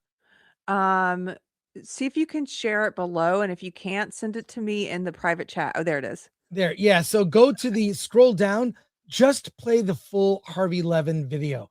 This is him, and he attacked Pratt for, "You're not really living." Yes, he can't. There's no water to look. He has to have an address. That's his home that burned down. He needed an address to be able to run for mayor. Watch this video and hear what Harvey Levin has to say. And about Harvey LA. Levin is the TMZ guy, right? Yeah, he's the TMZ guy. He's attacked Spencer Pratt, but here's what he really thinks. I'm not only a born and raised Los Angelino, but I'm second generation. My dad was born and raised in LA. And so this is my life. And I have seen this city just fall apart, over the last, I don't know, 8-9 years, but especially the last 4 years, that, the homeless problem is out of control in this city. I've been chased by people, a guy with a hammer, walking out of my gym. He chased me with a hammer. I had a mentally ill woman, a homeless woman, take a boulder and trash my car. And I caught her doing it. And I realized there is nothing I can do. What am I going to do? Get her arrested? I mean, what is that going to do? Am I going to sue her? So I literally looked at my car, watched her walk away, and said, I live in Los Angeles. And, the fires have been an absolute outrage in this city. This did have to happen. We had 100 fire trucks that were out of service. The water pressure was messed up, and people lost their homes as a result of bad leadership. And then all of a sudden, people are throwing other people under the bus for no reason. This city operated in an appalling way during the fires. And by the way, it's not over. The insurance companies are screwing people over left and right. I've got a friend, his name is Dan Brunn. He's an amazing architect. He put together a plan with 100 architects to offer their services free of charge to rebuild Altadena and Pacific Palisades. And they had a whole plan. I actually contacted Gavin Newsom. And Newsom— I remember when you did that. I remember. And actually put his people in touch with Dan. And they were all in, and they brought it down to the city, which they had to do, and it died a slow death in the city of Los Angeles. So this city is not working. Wow. Do you believe? Okay, so he should use this. Spencer Pratt should use that as an ad. Like at the end, just, at the beginning and the end, put vote for Spencer Pratt. Harvey Levin's here to tell you how bad it is. Yes, it's so obvious what we can see with our own eyes. I don't believe the polls. And if you know the history of polling, I mean, nobody predicted Trump was going to win in 2016. I think polls can be wrong. Yeah. And I think there's a lot of people that, yes, I'm voting for Karen Bass, might vote for Spencer Pratt, but this is what needs to happen. We have allowed the DSA, the socialists, and sort of like the communists, like Karen Bass, come in. This planned decline of every city can be reversed. And why Spencer Pratt is so dangerous, he can prove it in a short amount of time that you can turn a city around if you just enforce the law and arrest the criminals. Yeah. I mean, they estimate, like, what is it in New York, that it's like, I don't know, like 400 or 500 criminals doing all the bad stuff, that if you just lock them up, yeah, you would reduce crime dramatically. Yeah, just start somewhere. Rather than, it's all being done on purpose. It's evil. And do we have to get to a point where, remember when this was popular, they characterized certain types of people as Nazis and then said punch a Nazi? Yep. Maybe we turn that around. I'm done. I'm so angry about watching my adopted city. I'm from Detroit. I have family in Detroit. I love Michigan and Detroit, my whole family there. But this is the city that embraced me, where I had success. I've been here more than half my life. I love Los Angeles. I love so much about it. The people I love. But the people in charge now are the worst sort. And they have to be exposed. We have to run them out. I've watched, there's a really good podcast with Spencer Pratt called the All In Podcast. You should watch that. Okay. There's another one. He was on Rogan. He did Adam Carolla. I've watched all of them. And then of course I follow him on social media. He has really good ideas, and they're not radical ideas. They're not radical at all. And none of them involve starting new programs. So I know you have to go. I want to leave you with a question. Please. So I hear from a lot of people on the left on my Facebook, out of all the social media platforms. That's where I don't use Facebook, by the way, for that reason. Well, I do, because I use it for that reason, because I want to hear from the left, and I can't hear from them on X because it's more of an echo chamber. And so one of my friends in LA who's on the left, I want to hear the pitch for people who are fed up with the way things are, but are in that tribe. Here's what my friend said on the left. He says, I started watching the NBC interview today. His first statement about the wildfires contained lies. He contains lies saying the reservoir was not for drinking water when every site I see says it was. And it appears he lied about the wind as well. Same old MAGA lies. Just what we need, another television celebrity as a politician. And then, but then listen to this. The problem is the alternatives are rotten. So he's getting a lot of traction. Can't blame voters for that. Once again, we are faced with rotten choices all around. If I'm wrong about these two statements, point it out to me. I'll continue watching to see what else he says. So to a person like that, who's, I think that person's problem is he's got MAGA glasses on or tribal glasses on. But what would you say to someone? At least he's admitting that he's upset with things and he thinks we have terrible choices all around. How would you persuade a guy like that? Well, two points I would make. One, aside from that and your friend, the mainstream media has vilified half the country in a way that is criminal. It has divided. It's the mainstream media's lies, mischaracterization, the very fine people on both sides hoax, so many hoaxes. You don't have to love Trump, but people don't see him for, you criticize the policies 100%, but they have turned brother against brother. Mm-hmm. It is absolutely criminal and sickens me to my core. What the media has done, how it's infected people's minds. That's why your friend thinks that way. Secondly, I would encourage him to watch a couple of the interviews I suggested to you. Okay. All In, Rogan, maybe, the All In podcast. That one's very good. Corolla, maybe the All In is the most central. You can kind of, some people have issues with Rogan. I think Rogan is a very curious person. But I don't think when you see Spencer in long form interviews, the reason I listen to so many podcasts, I walk 10,000 steps a day. I listen to podcasts. I do that. I changed my whole, after my stroke, which was very minor. I was very lucky. I changed my diet, my health program. I feel better than ever. So that's great to hear. Yeah. Thank you so much.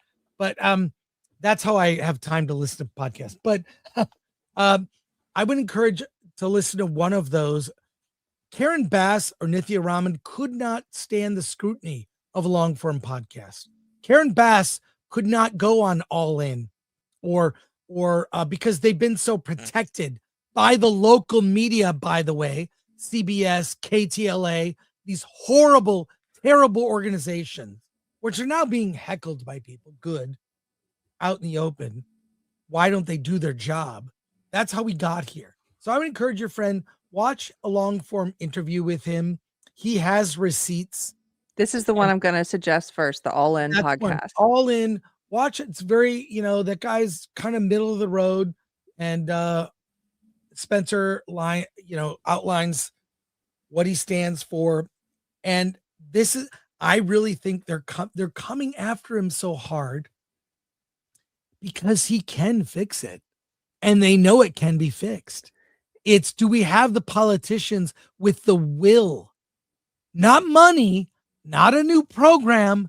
How about the will to do what's necessary, to kill the programs that aren't working, to audit the city, to spend the money more responsibly with a mind towards solving problems. And look, one of my favorite books of all time is Dune, which I'm drinking out of a Dune coffee mug right now. And that is, that book, Frank Herbert wrote it, and he wrote it in mind that Paul Atreides was a charismatic leader that led people down a wrong path. He modeled Paul Atreides after JFK, because JFK got us involved in Vietnam, and charismatic leaders can push you to go places. They can push policies that are god awful. So I'm still going to be very questioning of any politician. But my God, this guy is all about common sense. He is not a politician. Yeah. Neither was Reagan, by the way, who ended up being, some would say, one of our greatest presidents. So. And governor, California. And governor. So, I don't know. Some people are called to leadership because of what's necessary. And we need more of those people, not someone that it's a grift and they're recruited and they're a puppet like Nithya Raman, I Roll Ramen. I call her I Roll Ramen because there's this famous clip of her rolling her eyes when parents were complaining about homeless encampments near their schools. And she wouldn't move them and she rolled her eyes at the parents. She's on the city council, right? Yeah. Look up that clip of her. Nithya Raman, parents, eye roll. Like, it's a short clip, but you can watch it without me. She's horrible. She is why we're asleep at the wheel. You probably don't want to be involved in government. I don't want to be, but I think regular citizens, that was the founding fathers' idea to begin with. Normal citizens would step up, do their job. They would, be in service and then step away. But that's not the way things are now. That's the way it should be. My pastor's getting ready to run and he doesn't want to. And it's really been a long time trying to convince himself to do it because, a lot of people don't want to get involved in that swamp, but the good people don't, and they're busy with running churches and, pastoring their flocks and raising families or being teachers and doing actual good. Doing actual good, yeah. But his whole thing is that he's been preaching this for a few years, is that at least from that Christians should be getting more involved in the managerial roles and stuff in your city, in your town, things like that, and instead of just abdicating and leaving it all for Marxists, for socialists to come in and run. And so I guess he's decided he's going to put his money where his mouth is finally, and like. So I think we just need more of that. And I like you, I see that in Spencer Pratt. I see someone who just said, this personally affected me. It changed me, my house being burnt down because of mismanagement. And I'm going to try to do something about it. Yeah. He even, like, before he decided to run, talked to Rick Caruso, who almost won. There was a weird thing where Rick Caruso was in the lead in the last mayor's election. And suddenly the next day, there were a lot of ballots that showed up and Karen Bass won. Weird how that happened. Strange, right? But her record is indefensible. Her record is one of incompetence. We deserve better. And let's see a regular citizen who was affected, who wants, with simple, common sense solutions, not new programs and not overtaxing people in LA. So I know I gotta go. It's 11:11. Take off. Thank you, Keri. We should continue this conversation. Let's continue it. Good luck to you, everybody. Thank Chris Gore. Go check him out. Thank you. We'll see you later. Keri. Appreciate you. Thanks. Bye-bye. Oh, that was great. That was so nice. If you guys haven't seen it, I got to interview Chris when I first launched this new channel, like I think it was 3 years ago now. And we talked a lot about fatherhood and the culture wars, and so much has happened in the ensuing 3 years. But go and check that interview out if you haven't seen that one.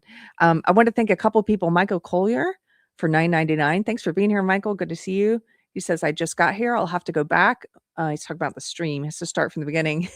It's not a Michael J. Fox, I have to go back, or a lost reference. We have to go back.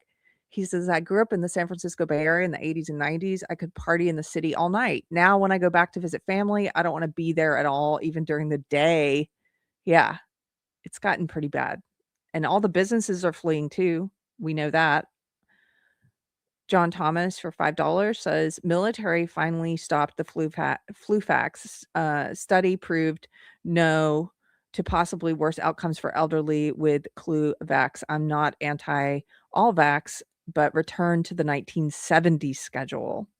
I've been hearing a lot more about that, actually, how many we've added on to the vaccine schedule since the 70s. And it sounds common sense to me to get back to something a little more reasonable. Super Base for $5. Thank you, Super Base says the left is using Gramsci's war of position in the Cloward-Piven strategy to overload the system. This is part of their playbook for revolution. 100%.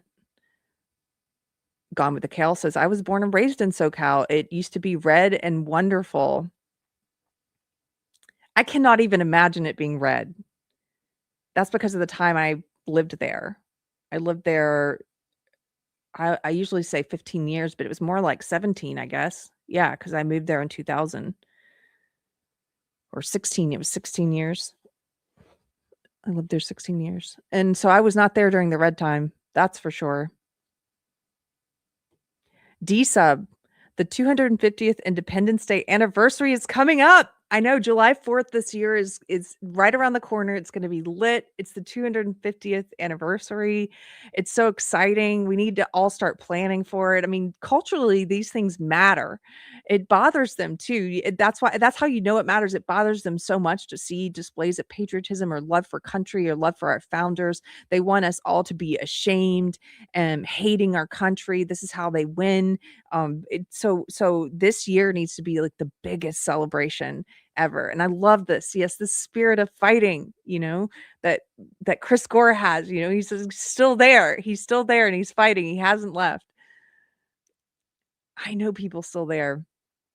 Gosh, if you're a praying person, pray for the outcome in Los Angeles. I love that the messaging on Spencer Pratt's ads is also like, we can save LA. We can do it. LA deserves to be saved. Don't give up on it, Okay, so that's it for today. I'm going to go watch. He recommended, if you haven't seen it, Chris Gore recommended 3 podcasts, and these are the ones he said to suggest to your friends as well, especially the first one, the All In podcast, long form interview with Spencer Pratt, the Rogan podcast, and the Adam Carolla podcast. I'm going to start with the All In podcast. I'll be listening to that later tonight. And I suggest you go, if you're interested in this race like I am, or if you have friends in LA like I do, listen to that one and maybe send it along to your friends. I'm going to try that. We'll see what happens. I hope you have some friends on the fence like I do. Okay, I'll see you later this week. I'm going to be a guest on a couple different shows. I believe I'm going to be on Paramount Tactical show. If you guys know Paramount Tactical, I'm going to be back on that show on Wednesday. But I'll just announce it on the post tab where I'm going to be. I'll see you guys later. Take care. Good luck. Good luck to Spencer Pratt. See you later.